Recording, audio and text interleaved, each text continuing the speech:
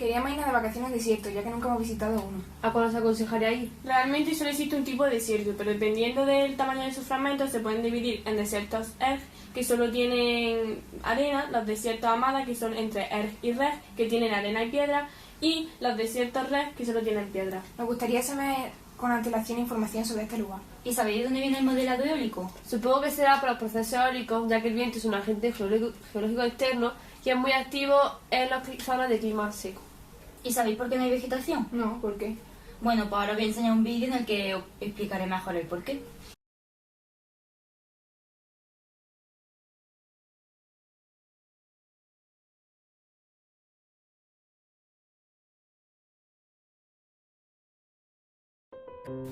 La escasez de precipitaciones provoca que no haya vegetación, lo que favorece la acción erosiva del viento. El viento tiene la suficiente fuerza como para arrastrar partículas de distintos tamaños, ya que se depositan primero los materiales más grandes, luego los medianos y por último los pequeños. Los procesos eólicos son los derivados de la actividad del viento y dan lugar a la erosión, transporte y sedimentación. ¿Los vientos allí siempre son fuertes? Antes de todo, quería decirle que el viento está influido por la velocidad, que es la que determina la cantidad de partículas de suelo que pueden ser movidas, el tamaño y la distancia, la dirección, ya que determina la orientación de los mantos eólicos y de los médanos, y la turbulencia, que es el levantamiento o desprendimiento de las partículas. Viene un documental que las partículas se mueven de diferentes formas.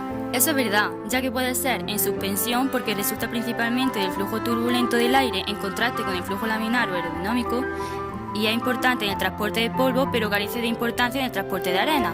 Por saltación, porque resulta del choque y rebote de la arena impedida por el viento, y por rectación de la superficie, porque es producida por el choque de los granos de arena que se mueven por saltación.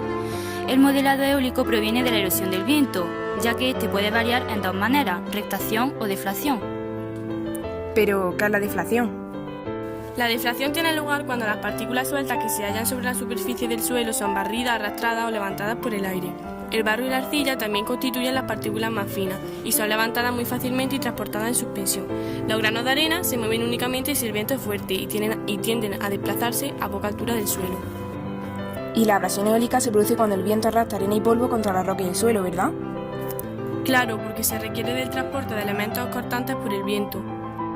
Entonces, se produce un desgaste físico y químico de roca y suelo debido a los mismos agentes que producen un transporte de material, como son básicamente el agua y el viento. Exacto. ¿Debido a la erosión existen algunos efectos? Sí, porque la erosión eólica hace que el aire se desplace a gran velocidad, ya que es capaz de desprender partículas de suelo o roca, desplazándolas a larga distancia. También la erosión pluvial es producida por las aguas caídas durante la lluvia, produciendo el arrastre del suelo, materia orgánica y humo al impactar las gotas y al escurrir el agua.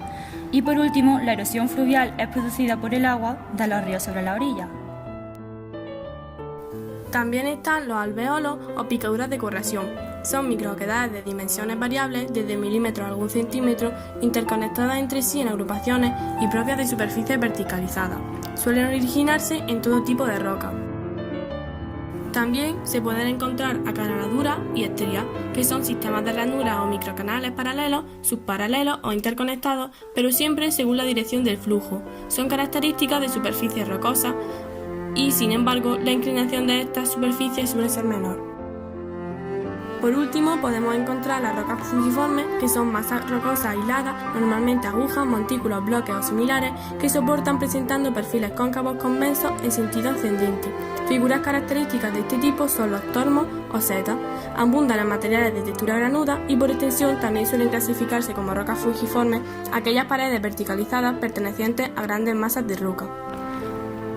Una duna es una acumulación de arena generada por el viento, por lo que las dunas poseen unas capas suaves y uniformes. ¿Y cuáles son los factores que influyen a la hora de reconocer los diferentes tipos de dunas?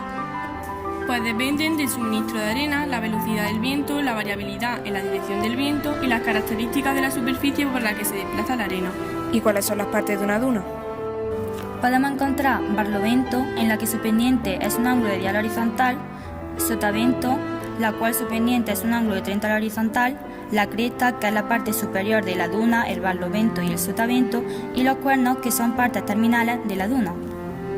¿Y qué diferentes tipos de dunas podemos encontrar? Bueno, se reconocen muchos tipos de dunas según las formas de sus bases, las que normalmente son condicionadas por los vientos dominantes. y podemos encontrar las dunas Barham con planta en C o de media luna, que son dunas que se dan en zonas de suministro de arena limitado y superficie dura, plana y carente de vegetación, como las dunas de Pampas de Maje en Arequipa. Las dunas transversales, que son largas crestas separadas por depresiones orientadas con ángulos rectos respecto al viento, que posee dirección constante. Se dan en lugares donde la acumulación de arena cubre por completo el suelo y esta es abundante, como por ejemplo las Pampas de Nazca. La duna longitudinal o duna alargada, que es rectilínea formada más o menos paralela al viento predominante. La cantidad de arena presente es abundante. Las dunas longitudinales pequeñas tienen menos de 3 metros de altura y unos 60 metros de largo, pero a veces alcanza altura de 100 metros y se extiende hasta 100 kilómetros.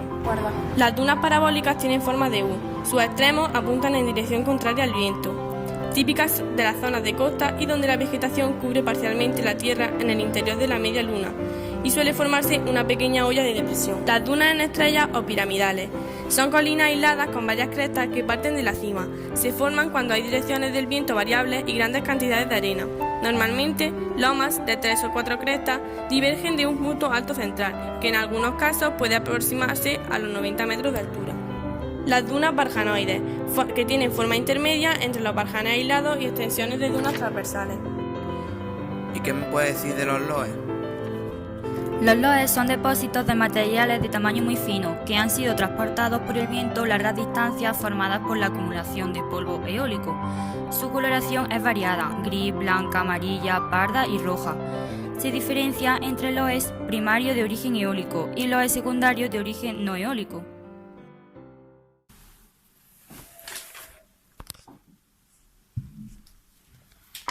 Bastante sobre el modelo eólico, no creo que tengamos ningún problema a la hora de visitarlo.